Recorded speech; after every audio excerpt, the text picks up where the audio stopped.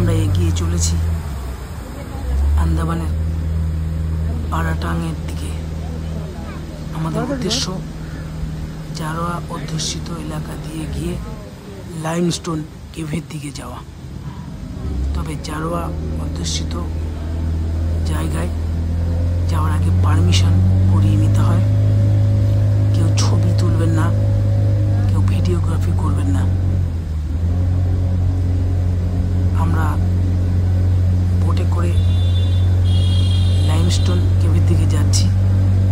দুপাশে সারি সারি ম্যানগ্রোভ অরণ্য আপনারা দেখতে পাচ্ছেন। অপরূপ সৌন্দর্য, ঘন নীল জলের বুক চিরে আমরা এগিয়ে চলেছি লাইমস্টোন কেভের উদ্দেশ্যে। তবে জলে কেউ হাত দেবেন না।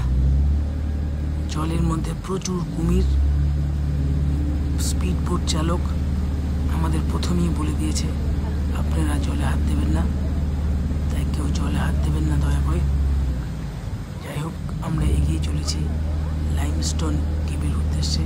এটা আন্দামানের একটা সৌন্দর্য। পোর্ট ব্লেয়ার থেকে প্রায় ঘন্টা 3 রাস্তা।